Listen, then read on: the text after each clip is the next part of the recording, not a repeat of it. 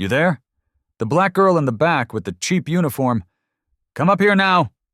Chase Hendricks's voice sliced through the Orpheum Theater like a blade designed to cut precisely where it hurts most. 500 guests turned in their seats. 2 million viewers watching the live stream held their breath. The spotlight found her immediately. 11 years old, hands trembling, white discount store blouse still crisp with that morning's iron marks.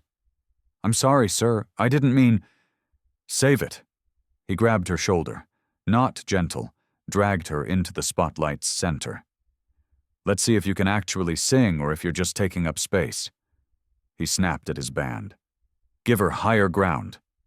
The impossible note that made me $2 million. He leaned close, microphone off, but hers still on. Every word caught. "Fail quietly, kid." The audience held its breath. What she did next didn't just prove him wrong. It ended everything he'd built on lies. Comment where you're listening from. Subscribe to channel. 4 hours earlier, Zara Williams had stood in that same theater with her stomach tied in knots that wouldn't come undone. She lived in Compton with her mother and 2 younger brothers in a 2-bedroom apartment where the heater only worked in one room. Winter nights meant all 3 kids sleeping in the living room, huddled under every blanket they owned, while their mother worked the night shift at County General Hospital. Here's what nobody knew. Mini cliffhanger.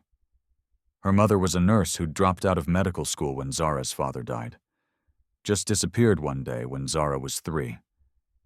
Heart attack at 29, nobody saw it coming, left them with $17,000 in medical debt and no life insurance because they couldn't afford the premiums. Her mother had been 2 semesters from her MD. Now she made $30,000 a year, sleeping during the day in stolen 3-hour blocks, while Zara made mac and cheese for her brothers and helped them with homework. Money was always the question. Can we afford it? Not this month. Maybe next year. Maybe never. Zara had been singing since she was 5 years old, standing in the 2nd row of the New Hope Baptist Church choir every Sunday. By 7, her choir director, Ms. Johnson, had pulled her mother aside after service. "Your daughter has perfect pitch," Ms. Johnson had said, voice low like she was sharing a secret. "1 in 10,000 people can identify any note just by hearing it. She hears things the rest of us can't." Her mother had smiled, proud but tired, exhausted in that specific way that comes from working doubles and still falling behind on rent. "What do we do with that?" "Berkeley, Juilliard, professional training." Ms. Johnson paused, and in that pause was everything they both understood. "It costs money we don't have." So Zara sang at church. She sang in the school choir at Jefferson Elementary, where the music budget had been cut 3 years running, where they shared sheet music, and half the kids didn't have their own instruments.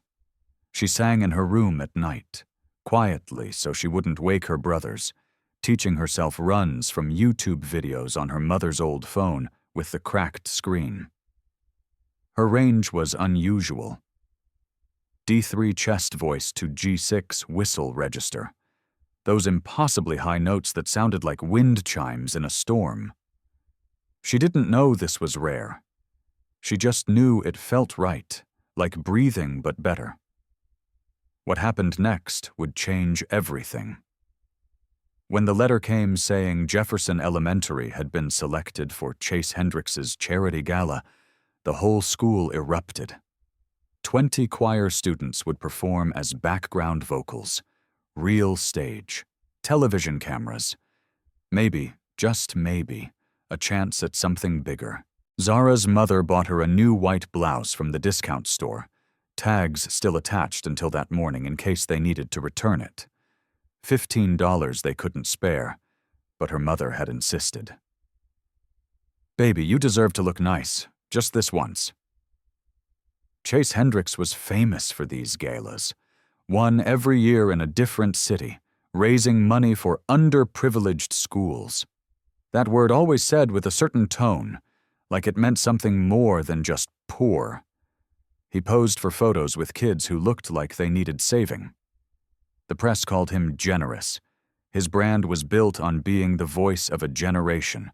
4 platinum albums, 2 Grammys, endorsement deals with Pepsi and Nike that paid him more than most people made in a lifetime.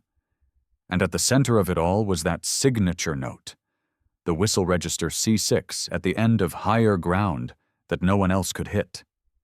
Except during soundcheck that afternoon, Zara had heard something that didn't make sense.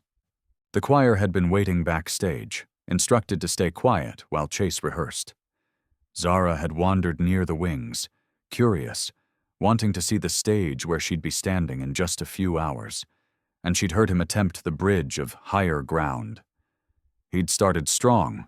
His voice was good, trained, polished, expensive sounding. The kind of voice you build with years of vocal coaching and studio time. But when he reached for that famous high note, something broke. His voice cracked around A5, 2 full steps below where it should have been.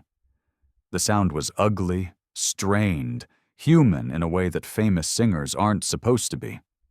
He'd stopped, frustrated, snapped at his sound engineer. "Bring the track up higher on that section. I need more support." The engineer nodded, adjusted something on the board. When Chase sang it again, the note was perfect. Too perfect. It didn't sound like it was coming from his throat.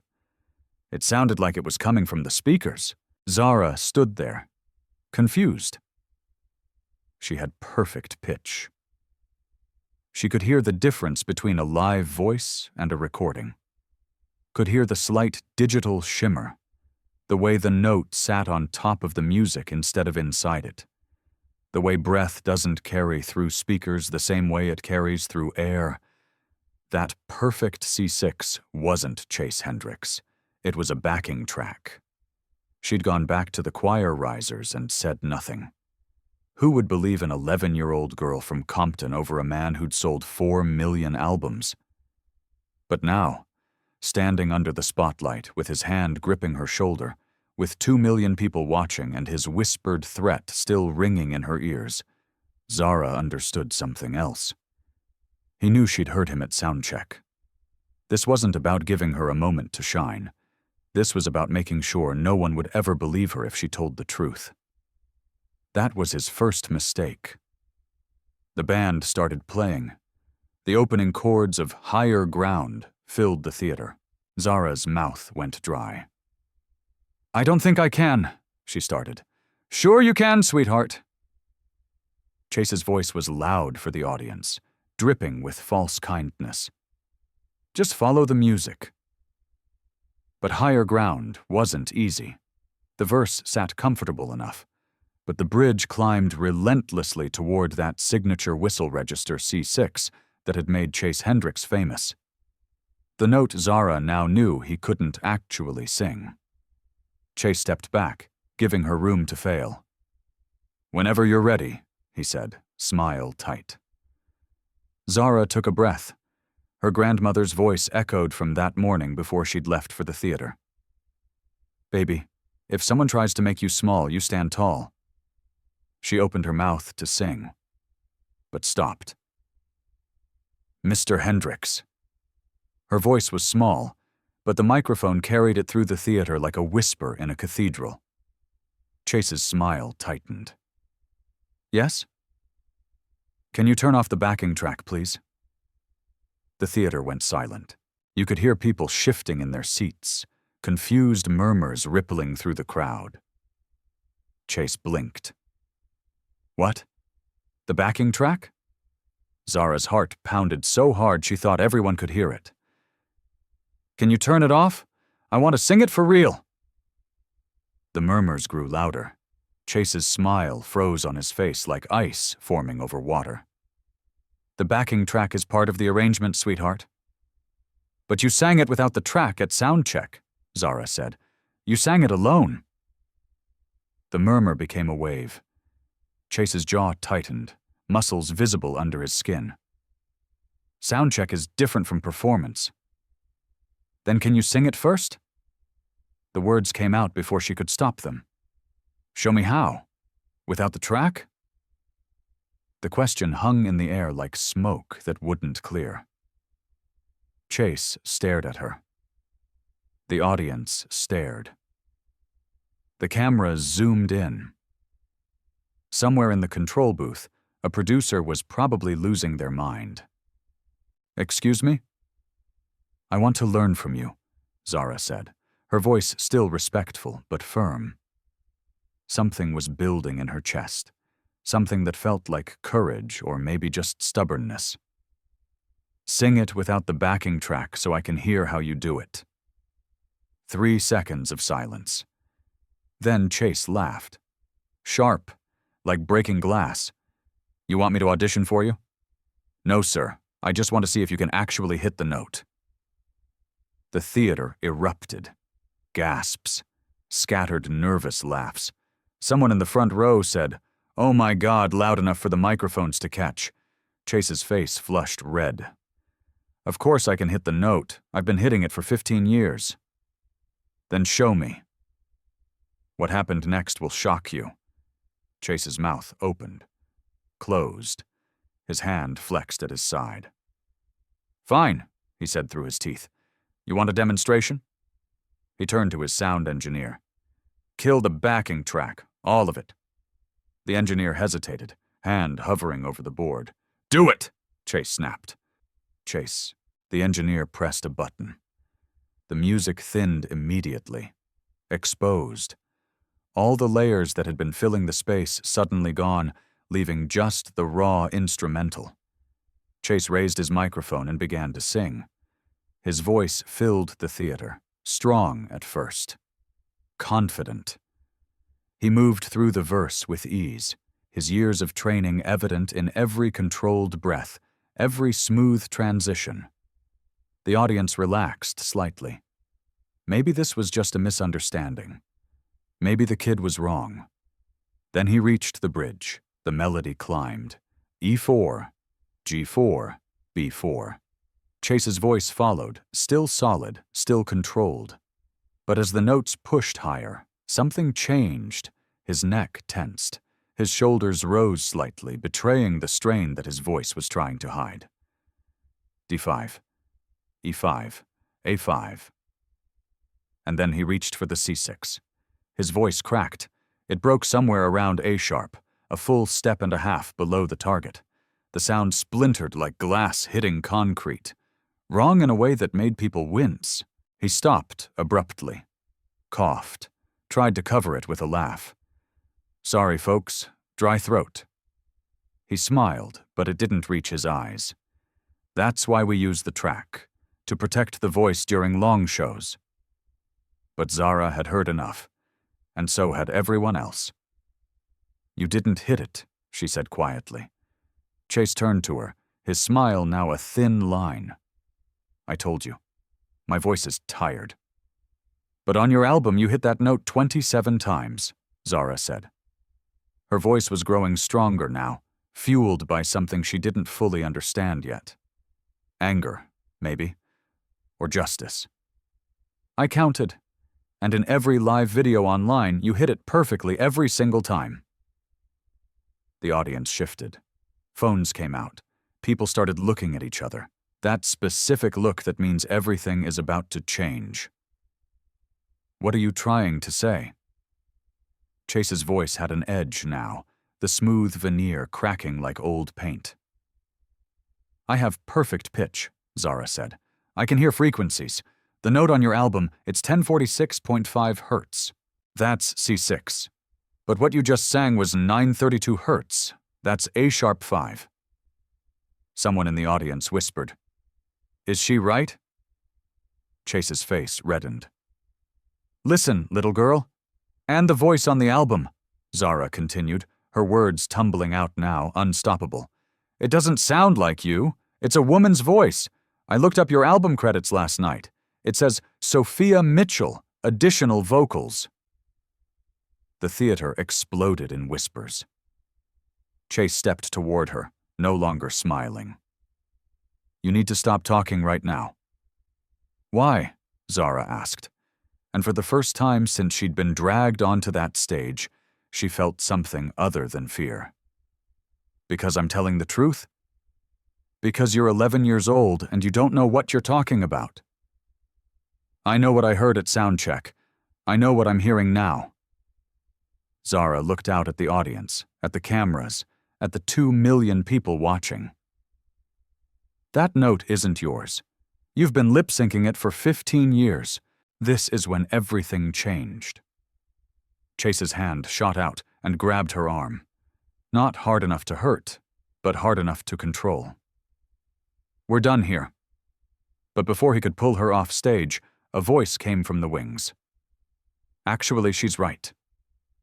Everyone turned. A man stepped into the light. Mid-30s, white, wearing all black with a headset around his neck. Chase's sound engineer. The one who'd been running the board all night. His face was pale but determined, like someone who'd made a decision they couldn't take back. I've been your engineer for 5 years, Chase. His voice carried across the silent theater. Every single show, I've played that backing track. You've never sung that note live. Not once. The theater went completely silent. Not the kind of silence that's waiting to be broken, the kind that feels like the world stopped spinning.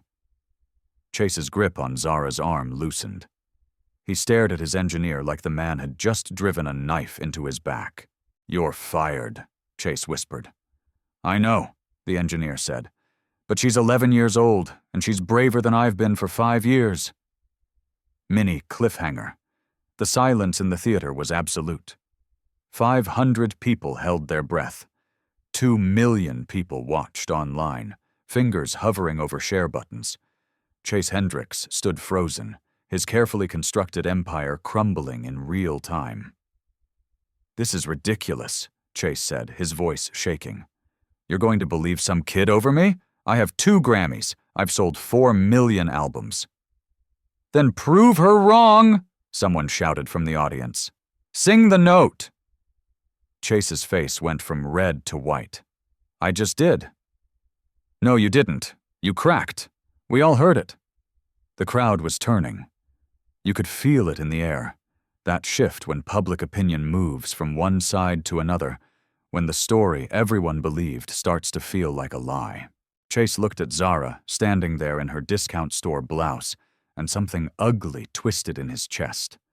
Pride, maybe, or fear disguised as rage. Fine, he said. You think you're so smart? You sing it, right now. No preparation, no warm-up, no second chances? Zara's hands trembled. This was the moment where she either proved herself or became exactly what Chase said she was. A nobody from Compton who didn't know her place. Ms. Johnson's voice carried from the choir section. You can do this, baby. Sing like you do at church. Zara closed her eyes, took a breath, felt the air fill her lungs, felt her diaphragm expand, felt every lesson she'd learned in that small Baptist church settle into her bones like muscle memory. She opened her eyes and nodded to the band. They started again, the intro to Higher Ground for the second time that night. But everything was different now. Zara began to sing. Her voice started soft, almost tentative. The first verse was low, comfortable, well within her range. She focused on the words, on the story the song was telling. Some people in the audience exchanged glances. She was good, sure, but nothing special yet. Then she reached the pre-chorus. Her voice opened up, gaining power without losing control. There was something raw and honest in her tone that hadn't been there in Chase's polished performance. She wasn't performing, she was testifying. The verse climbed higher. D5, E5, F5. Her voice followed effortlessly, each note pure and clear. No strain visible on her face, no tension in her shoulders, just breath and sound and truth. Chase shifted his weight. His jaw tightened. The bridge approached. This was where he'd failed. Zara didn't hesitate. She shifted registers smoothly, moving from chest voice to head voice without a break. G5, A5, B5. The audience sat up straighter, and then she reached for the C6. It came out clean, no crack, no strain, no trick. No, just a pure, sustained whistle register note that rang through the theater like a bell in a cathedral. Clear, perfect, impossible. She held it for 4 seconds. The sound was crystalline, cutting through the air with the kind of precision that makes people forget to breathe. Someone in the front row gasped, but Zara wasn't done. She took the note higher. D6, E6, F6 into territory that Chase's backing track had never even attempted. Her face was calm, almost serene, as she explored the upper reaches of her range with the confidence of someone who'd lived there her whole life. Then she brought it back down. F6 to C6 to A5 to F5, each transition seamless, each note a small miracle that shouldn't exist, but did. She finished the bridge and moved into the final chorus, her voice now fully open, no longer hiding, no longer afraid. When she sang the last word and let it fade into silence, nobody moved. Then the theater erupted. 500 people on their feet, screaming, applauding, some with tears streaming down their faces. The Jefferson Elementary Choir was jumping, hugging each other. Ms. Johnson had both hands over her mouth. The online stream exploded. Within 30 seconds, 50,000 people had shared the video. Within a minute, Zara Williams was trending worldwide. Zara stood in the spotlight, breathing hard, not quite believing what had just happened. Chase Hendricks looked like he'd been struck by lightning. His face had gone gray. All the color drained out like someone had pulled a plug. Yolanda Carter, a legendary R&B singer sitting as a judge in the front row, stood up. She was crying. "That," Yolanda said, her voice thick with emotion, "is the best thing I've heard from an 11-year-old in my entire career." She looked at Zara. "Baby, you didn't just hit that note. You owned it." The applause grew louder. Marcus Webb, another judge, a black music producer who'd worked with Alicia Keys and Kendrick Lamar, was shaking his head in disbelief. "I need to say something." He stood up. "I've been in this industry for 30 years, and what we just witnessed was an 11-year-old child singing a note that the man who made it famous can't actually hit." The audience went quiet, the weight of his words settling over them like snow. Marcus turned to the crowd. "That album track? Higher Ground? I mixed it. I was there in the studio." He paused. "And Zara's right. That's not Chase's voice. That's Sophia Mitchell. She's a session singer in Atlanta. She was paid $2,000 and asked to sign an NDA. She never got proper credit. The truth they buried for 15 years. Chase tried to speak, but no sound came out. His mouth opened and closed like a fish drowning in air. "I stayed quiet because that's what you do in this industry," Marcus continued, his voice heavy. "You protect the star. You protect the money. But I'm done protecting lies, especially when an 11-year-old has more courage than I've had in 3 decades. The theater exploded again. Journalists typing furiously. Audience members shouting questions. Cameras abandoning their fixed positions, pushing forward for better shots. Chase finally found his voice. "This is insane. You're going to destroy my career over a backing track? Everyone uses them. Beyoncé uses tracks." "But they don't claim they're singing live," Yolanda shot back. "They don't sell tickets to live performances and then lip-sync. That's fraud, Chase." I didn't," Chase sputtered, looking around for support. But his band members were looking away. His manager was on his phone, probably calling lawyers. His world was ending in real time, and there was nothing he could do to stop it. Chase turned to Zara, and for a moment she saw something in his eyes that made her step back. Rage, yes, but also fear, the kind that comes when someone realizes they've lost everything and there's no way back. "You're going to regret this," he said quietly, just loud enough for her microphone to catch. "You and your little school and your nobody teacher. I will make sure you never work in this industry. Do you understand me?" "Never." The threat hung in the air, caught by every camera, recorded for posterity. Ms. Johnson started to rise from her seat, but Zara spoke first. "I'm 11 years old," she said, her voice steady. "I don't work in the industry. I just sing because I love it." She paused. "And you can't take that away from me." She looked at him. This man who'd tried to humiliate her, who'd threatened her, who'd built his entire career on a lie. "But maybe someone should take it away from you." The theater went silent. Then someone started a slow clap. Then another. Within seconds, 500 people were applauding, not for Chase Hendricks, but for a child who'd refused to lie. Chase looked around at the cameras, at the ruins of everything he'd built. Then he walked off stage. The moment his foot hit the wings, the theater erupted again. People were on their phones. The live stream chat was moving too fast to read. Someone shouted, "Check Twitter, he's already trending." Not Montwuxer Zara Williams anymore. Chase Hendricks exposed. Chase Hendricks fraud. Chase Hendricks is over. Within 5 minutes, his Wikipedia page had been edited.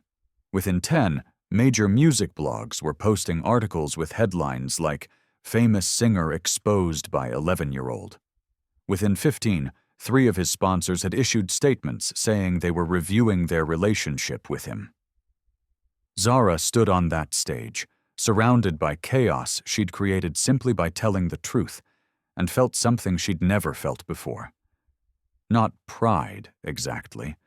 Not triumph. Just the quiet certainty that she'd done the right thing. Even though she had no idea what would come next, what she didn't know was that the fight had only just begun.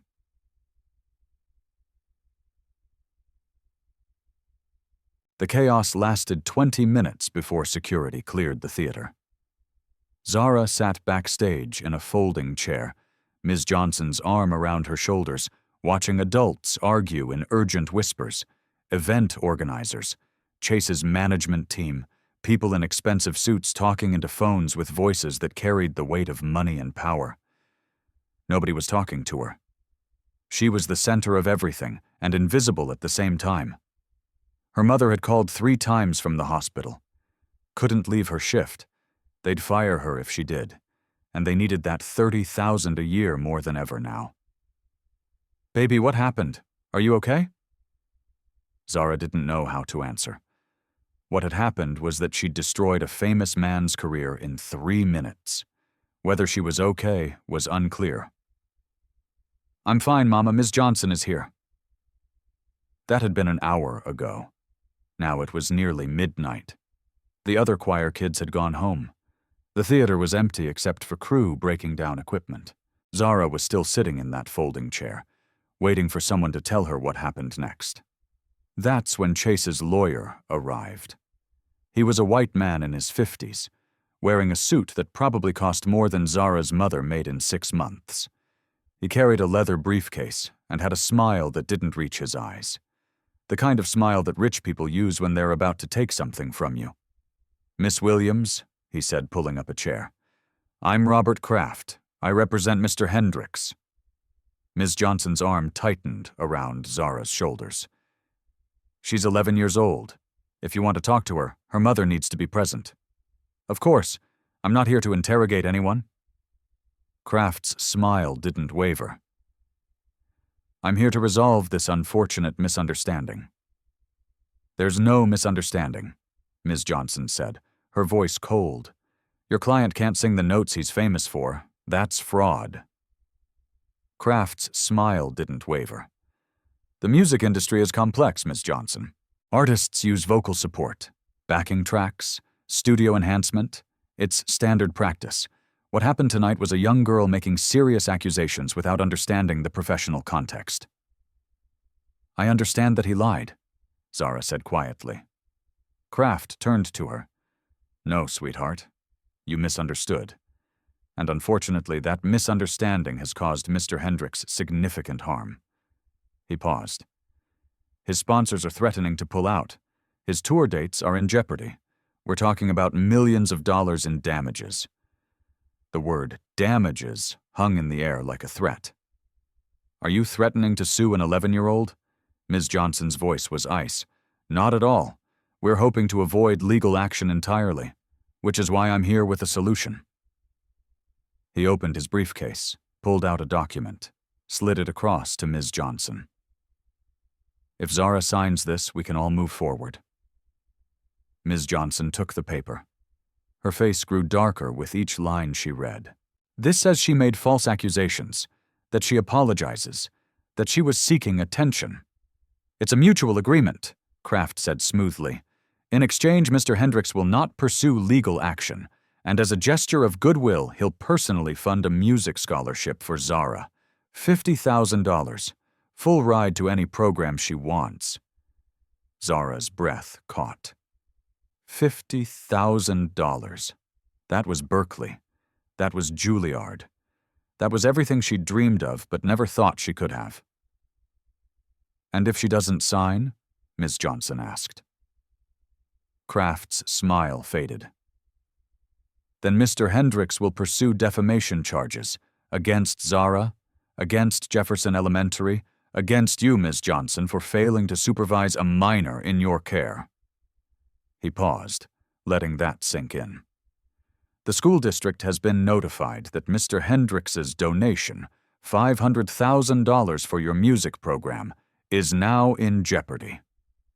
Ms. Johnson's hand trembled on Zara's shoulder. So, let me be clear, Kraft continued. Sign this. Accept the scholarship. Everyone moves on. Or refuse, and watch your school lose funding while your family drowns in legal fees they can't afford.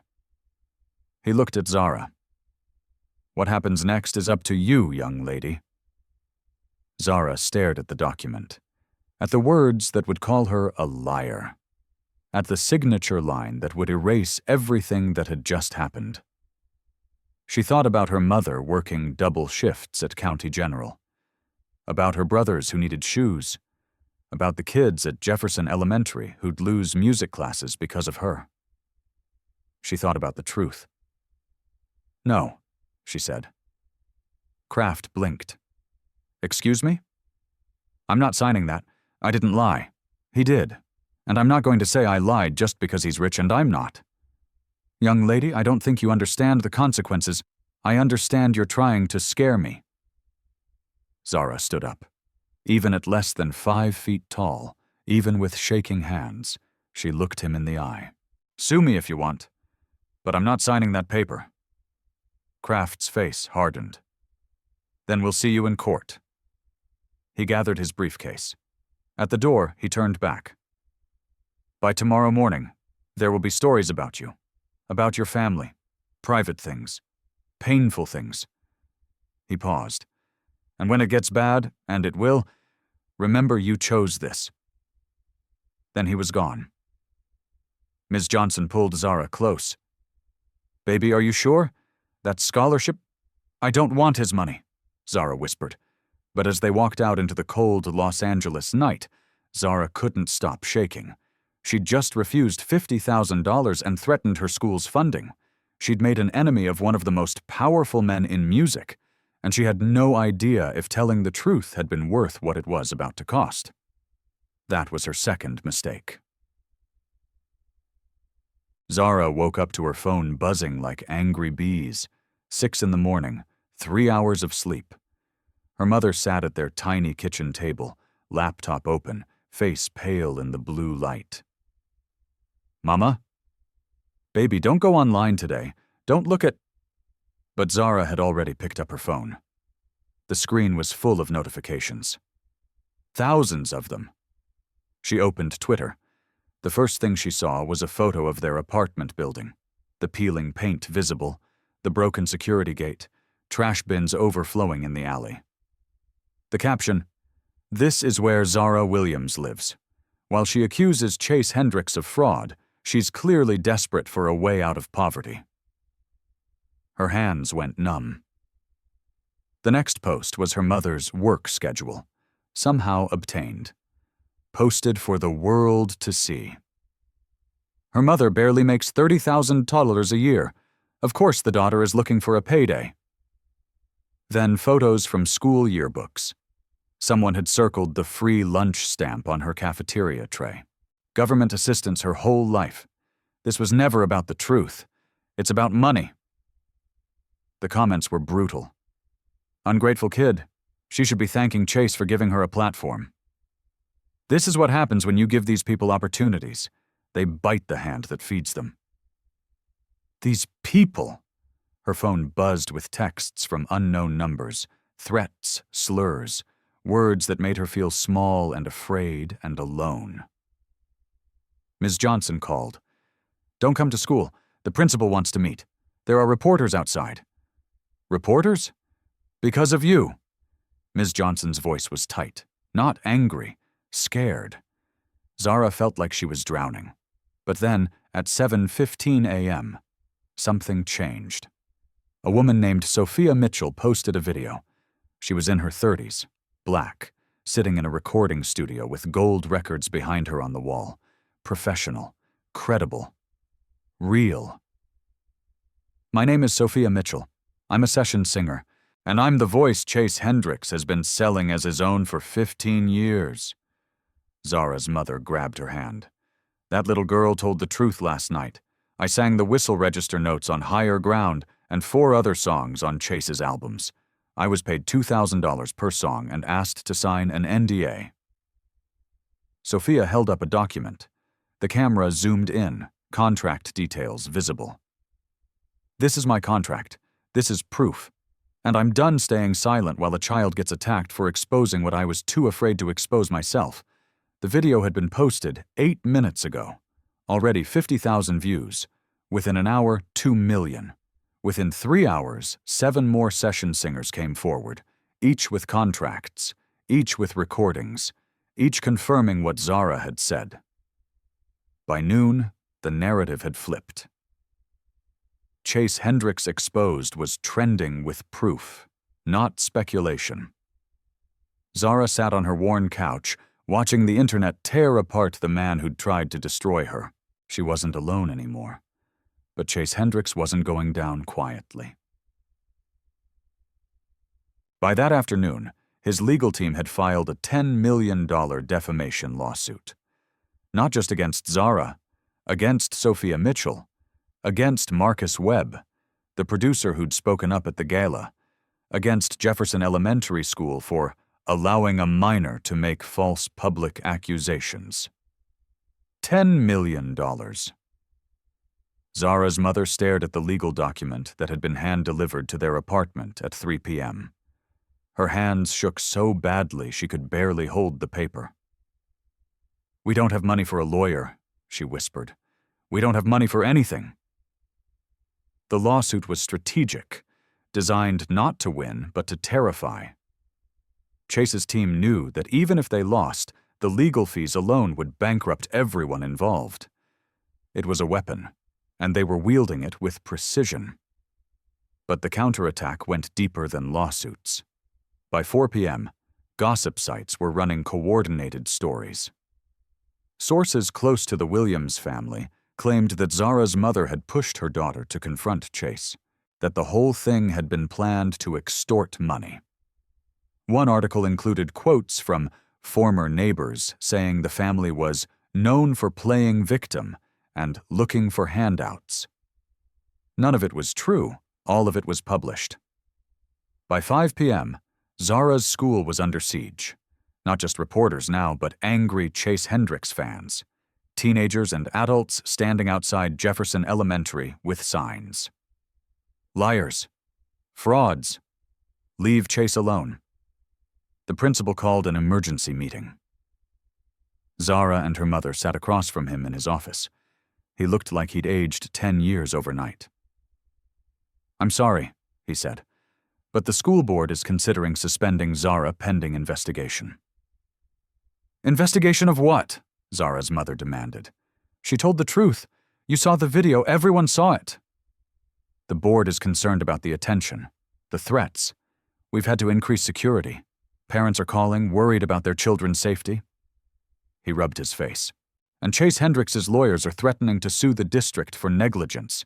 They're saying we failed to supervise Zara, that we allowed her to defame their client on school time." "She wasn't on school time," Ms. Johnson interjected from the corner where she'd been standing. "She was at an evening event." "It was a school-sanctioned event," the principal said. "The choir was there representing Jefferson Elementary, which means legally we're liable." Zara felt her chest tighten. "So I'm being suspended because I told the truth?" "You're being suspended because the school can't afford to fight a lawsuit from Chase Hendricks's legal team." The principal's voice was heavy with regret, but the words still landed like stones. "I'm sorry, Zara. I truly am. But the board meets tomorrow, and I don't think I can protect you." They left the school through a back entrance to avoid the cameras. At home, the apartment phone wouldn't stop ringing. Reporters, threats, someone claiming to be from Child Protective Services, saying they'd received reports that Zara's mother was exploiting her child. It was fake. CPS didn't work like that, but it was effective. Every call was a small knife. Zara's brothers were scared. They didn't understand why angry people were outside their building, why their sister was on TV, why everything felt like it was falling apart. That night, Zara's mother sat on the edge of her bed. Her eyes were red from crying. "Baby, I need to ask you something." Her voice was barely above a whisper. "If you could take it back, would you?" Zara thought about the question, about the $50,000 scholarship she'd refused, about the reporters outside their building, about her school suspending her, about the threats and the lies and the $10 million lawsuit that could destroy their lives. "No," she said finally. "I wouldn't take it back." Her mother closed her eyes. A tear slid down her cheek. "Then we fight." She took a shaky breath. "I don't know how, but we fight." But fighting seemed impossible when the enemy had unlimited money and unlimited reach. At midnight, Zara lay awake in the bed she shared with her brothers, listening to them breathe in their sleep. She thought about Chase Hendricks in his mansion somewhere in the Hollywood Hills, probably sleeping peacefully, protected by lawyers and money, and the knowledge that the system was built to protect people like him. She thought about how easy it would be to give up, to sign the paper his lawyer had offered, to say she was sorry for telling the truth. And then she thought about Sophia Mitchell, who'd been silent for 15 years before finding the courage to speak. About Marcus Webb, who'd stayed quiet for 3 decades before standing up. About the 7 other session singers who'd come forward, risking their own careers. They'd all been afraid, but they'd spoken anyway. Because someone had to, even if that someone was just an 11-year-old girl who refused to lie. Zara closed her eyes and tried to sleep, knowing tomorrow would be worse, not knowing that tomorrow would bring something she never expected. Help. The knock came at 7 a.m. Zara's mother answered cautiously, expecting reporters. Instead, she found a woman in her 40s, professionally dressed, carrying a briefcase. "Mrs. Williams, my name is Diana Carter. I'm an entertainment attorney. I'd like to represent your daughter. Pro bono." Zara's mother blinked. "I'm sorry, what?"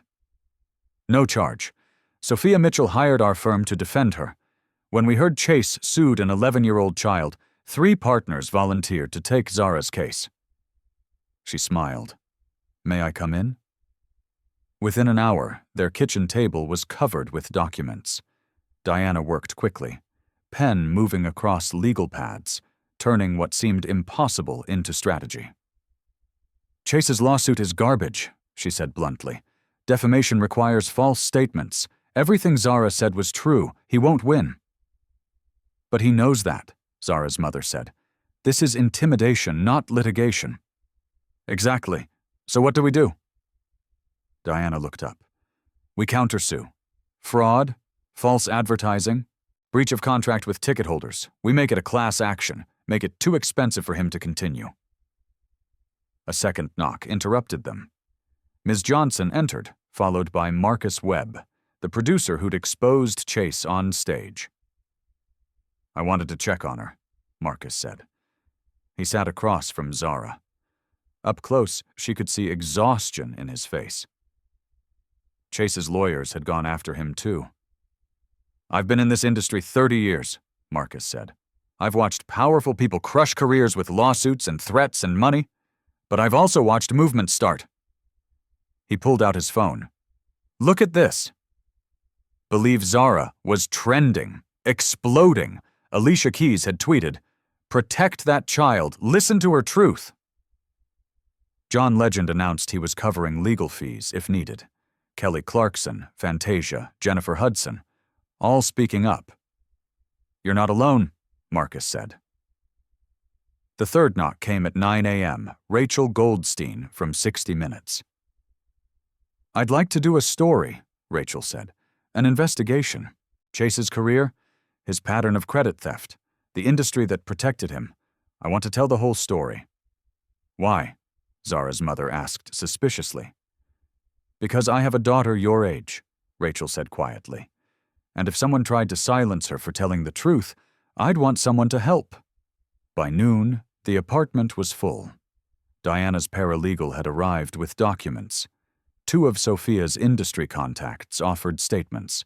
Ms. Johnson was coordinating with Jefferson Elementary teachers who wanted to support Zara publicly. Then Sophia Mitchell herself arrived. She wasn't what Zara expected. In videos, Sophia looked polished, professional, untouchable. In person, she looked tired, human, scared. She sat next to Zara and took her hand. I was 23 when I signed that NDA, Sophia said. I needed the money. I needed the credit. And when they buried my name where nobody would see it, I told myself it was fine. Just business. She paused. I told myself that lie for 15 years, until I watched an 11-year-old refuse to lie at all. I'm scared, Zara admitted. Me too, Sophia said. But we're scared together now. That's different. By evening, the narrative was shifting, not just on social media, but in major outlets. The New York Times. Session singer speaks out, the hidden voices behind pop music. Rolling Stone was preparing an exposé on Chase's entire catalog. Billboard was investigating how many other artists had similar arrangements. The story had grown beyond Zara. It was about people whose work was stolen, whose talent was used and discarded, whose names were erased so others could shine. Jefferson Elementary's principal called. The school board had voted. Zara wasn't being suspended. Instead, they were declining Chase's donation and issuing a public statement supporting Zara's right to speak truth. We don't want money from someone who attacks children, the principal said. That night, a GoFundMe appeared. Not from Zara's family, from parents at Jefferson Elementary, from community members, from strangers who'd seen the videos. The goal was $50,000 to replace Chase's donation. It raised $300,000 in 6 hours. Zara sat on her couch watching donations scroll past, reading messages from people she'd never met. Teachers, musicians, parents, kids her age who said she'd inspired them. Her mother read from her phone, voice thick with emotion. I'm a session musician in Nashville. I've had my work stolen for 20 years. Watching Zara gave me courage to demand proper credit. Thank you, brave girl. Marcus had been right. This was bigger than one lawsuit, one career, one scared child. This was a movement. And Zara Williams, 11 years old, 4'7", was at its center. Not because she'd wanted attention or money or fame, but because she'd done the simplest, hardest thing in the world. She'd refused to lie. The courtroom was smaller than Zara had imagined. Los Angeles Superior Court, Department 23. Wood-paneled walls and fluorescent lights that hummed. 30 people filled the gallery. Reporters mostly, and supporters who'd lined up at dawn. Chase Hendricks sat at the plaintiff's table with 5 lawyers in expensive suits.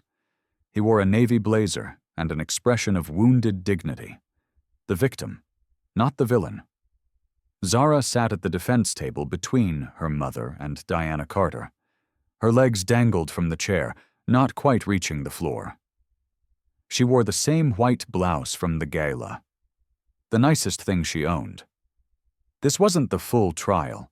This was a preliminary hearing on Chase's motion for an injunction to stop Zara, Sophia, and Marcus from making more defamatory statements. Judge Patricia Moreno entered. Latina woman, 60s, 20 years on the bench. She looked at Chase's team, then at Zara, and something flickered across her face. "Mr. Kraft," she said to Chase's attorney, "you're seeking an injunction against an 11-year-old child." "Your Honor, the defendant's age doesn't negate the harm caused by her false statements." "Were they false?" Judge Moreno interrupted. "That's what—" "The statements were made with malicious intent to destroy my client's reputation, and the statements were made in response to your client publicly humiliating her on stage." Diana Carter stood. "Your Honor, if I may." Judge Moreno nodded. Diana approached with a tablet. "I'd like to enter footage from the charity gala, unedited." The courtroom watched Chase drag Zara onto stage, watched him whisper, "Don't embarrass yourself, kid," into a live microphone, watched him fail to hit the note. When it ended, silence. "Your Honor," Diana continued, "the plaintiff didn't summon this child because she lied. He summoned her because she told the truth, and it cost him money. That's not defamation. That's consequence." Judge Moreno turned to Kraft. "Do you have evidence that Miss Williams' statements were false?" "Your Honor, the music industry commonly uses vocal enhancement. That's standard." "That's not what I asked. Did she lie? Yes or no?" Kraft shifted. "The characterization of my client's use of standard industry practices as fraud is defamatory in—" "Yes or no, Counselor?" Silence stretched. "We believe the context was misleading," Kraft finally said. "So no." Judge Moreno made a note. "Ms. Carter, do you have evidence supporting Miss Williams's claims?" "Yes. I'd like to call Sophia Mitchell." Sophia took the stand. Was sworn in. Diana walked her through it, the contracts, the NDAs, the recordings proving her voice was on Chase's albums, the emails explicitly instructing her never to claim credit. "Miss Mitchell," Diana asked, "when you heard Zara Williams say Chase Hendricks couldn't sing those notes, what did you think?" "I thought, finally, someone said it out loud." "And was she correct?" "Yes. Completely." Diana sat. Kraft stood for cross-examination, but Judge Moreno held up her hand. "I've heard enough." She looked at Chase directly. "Mr. Hendricks, I'm going to ask you something. You're under oath, even not on the stand. Can you right now in this courtroom sing the note in question?" Chase's face went pale. "Your Honor, I don't see how that's relevant." "It's extremely relevant. You're asking this court to silence people who say you can't hit a note. Prove them wrong. Sing it." The courtroom held its breath. Chase looked at his lawyers, at the judge, at Zara. My voice isn't warmed up. I can't just perform on demand." "You performed on demand for 15 years, Judge Moreno said. "You sold tickets to live performances. Surely you can demonstrate it once." Chase's mouth opened, closed. No sound came out. "That's what I thought." Judge Moreno picked up her gavel. The motion for injunction is denied. Furthermore, I'm sanctioning the plaintiff for bringing a frivolous suit intended to silence truthful speech." She looked at Zara. "Miss Williams, you're free to continue telling your story. That's called the First Amendment. It protects truth, even when truth is inconvenient." The gavel came down. The gallery erupted. Reporters rushed for exits. Camera flashes went off. Chase Hendricks sat frozen. His lawyers were already packing briefcases. Zara felt her mother's arms around her, felt Ms. Johnson's hand on her shoulder, heard Sophia crying with relief. Outside the courtroom, Rachel Goldstein waited with her 60 Minutes crew. "Zara, how do you feel?" "I feel like I can breathe again." That night, the 60 Minutes episode aired. 18 million people watched Rachel's investigation. They saw contracts with session singers. They saw frequency analysis proving the voice wasn't Chase's. They saw musicians who'd been silenced by NDAs for decades. They saw Chase, defensive and angry, claiming victim status, refusing to sing the note when Rachel asked. And they saw Zara, 11 years old, in her small apartment, explaining what perfect pitch was, how she'd known, why she'd spoken. "I wasn't trying to hurt him," she said to the camera. "I was just telling the truth. I didn't know the truth could be so dangerous." By the time the credits rolled, Chase's remaining sponsors had withdrawn. His label dropped him. Vegas residency canceled. The Grammy committee announced they were reviewing his awards. His career, built on stolen voices and protected lies, was over. Ended by a child who'd simply refused to stay quiet. Comment where you're listening from. Subscribe to channel. Sorens, worden voortdurend dabei twerken. 3 months later, Chase Hendricks filed for bankruptcy. The class action lawsuit settled. 15,000 ticket holders received refunds totaling $23 million. His mansion went up for sale, his car collection, recording studio, music rights, all liquidated to pay debts. Both Grammy Awards were officially revoked. The Recording Academy cited fraudulent representation of vocal performance. First time in Grammy history, Chase attempted a comeback tour 6 months later. Unplugged and unfiltered. Promising everything live. Complete transparency. 8 dates in small venues. He sold 11% of tickets. The reviews were brutal. Hendrix's voice, exposed without studio magic, reveals an unremarkable tenor with limited range. The Emperor has no clothes. After the 3rd show, he canceled the rest. Last anyone heard, he was teaching music business ethics at an online for-profit college, making promotional videos nobody watched. But this story isn't about Chase's fall.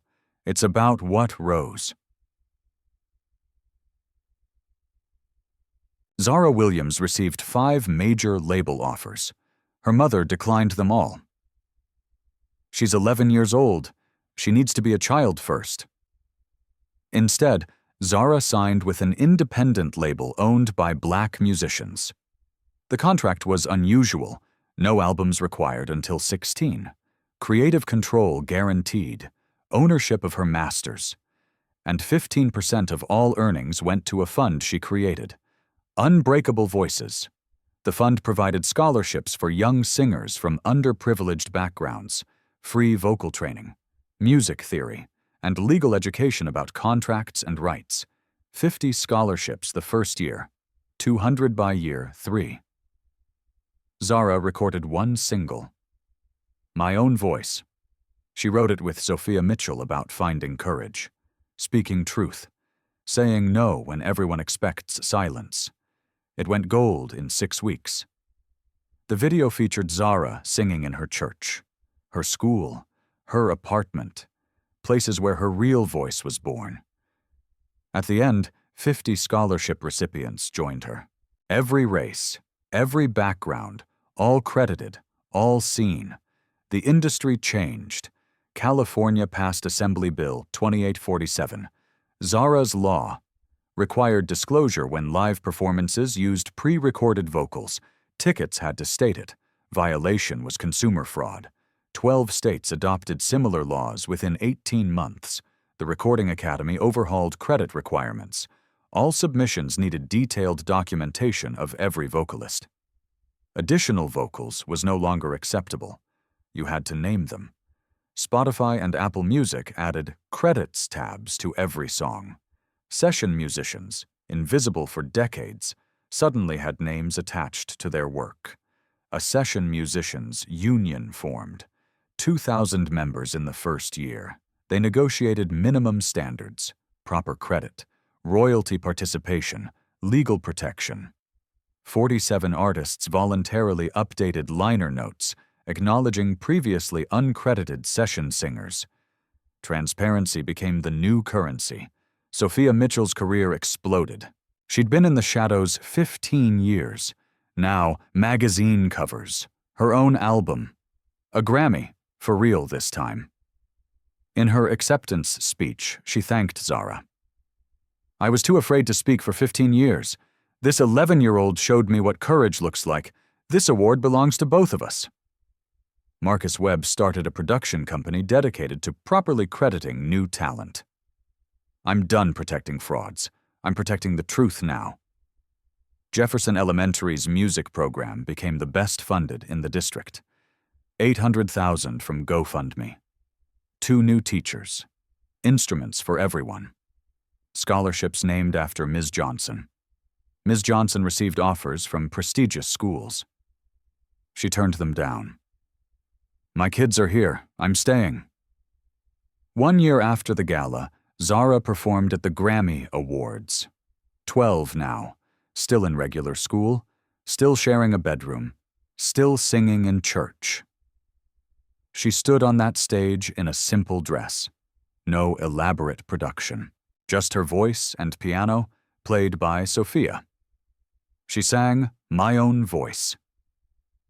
When she hit the final note, a sustained C6 that rang clear through the Staples Center, 18,000 people rose to their feet.